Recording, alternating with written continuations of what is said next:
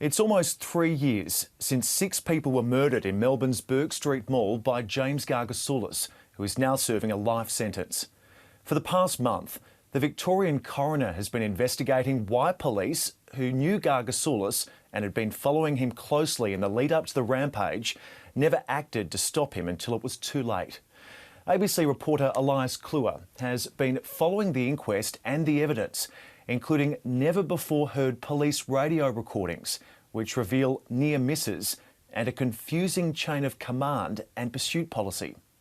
Tonight, he pieces that evidence together to paint the most detailed picture yet on what happened that day and what went wrong.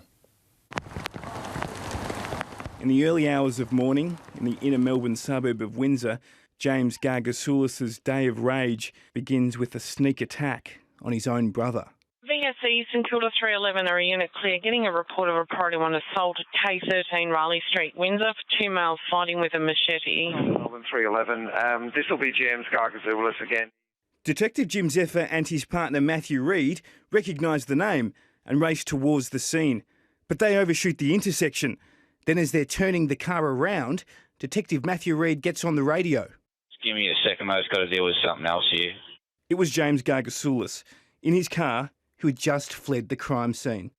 Detective Jim Zephyr told the inquest Gargasoulis was yelling and ranting at them from his car, but the officers decided not to intercept him and instead kept going to the crime scene, the one that Gargasoulis had just left.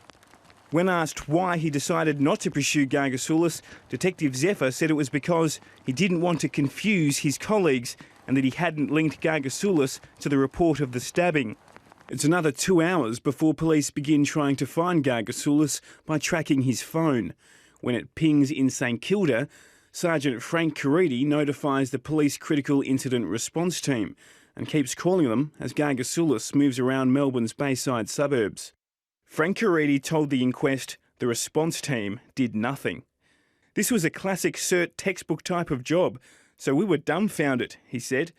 But CERT Officer Caleb Jones disputed that, saying they didn't know where he was and we needed confirmation of whether or not there is a weapon involved. By 8 a.m, Gargasoulis is still on the loose. He returns to the scene of the stabbing, where there are media but no police, who are elsewhere developing a plan to stop him. Just before 10 o'clock, police believe James Gargasoulis is on the move from Paran to South Melbourne, and it's confirmed when he shows up on this service road at about 11:30. He realises he's being tailed by the police, and once he realises that, he turns around and starts driving towards them, waving at them to get out of the way, which they do, and then he's off. No pursuits with this fella. You can try and intercept him as a normal uniformed person would. If he takes off, let him go. Any chance of boxing him in? Not likely, buddy. Half an hour before he reaches Bourke Street, Gargasoulis is in Yarraville, in Melbourne's inner west. By now, he's being tracked by the police helicopter and tailed by detectives on the road as he drives back towards the city. We're going to try and catch up to him and just keep odds on him. Detectives get closer and closer, but still don't make a move. It's now just 10 minutes until Gargasoulis wreaks havoc in the city. We're trying to get him to voluntarily surrender at this stage. That's the current resolution plan. And it remains the plan, even when Gargasoulis reaches the city in a horrifying slow chase along Swanston Street. If someone needs to take this vehicle out before it kills someone received. For the 6 people he murdered on that day, James Gargasoulis is now serving a life sentence. The inquest into what happened will resume in February.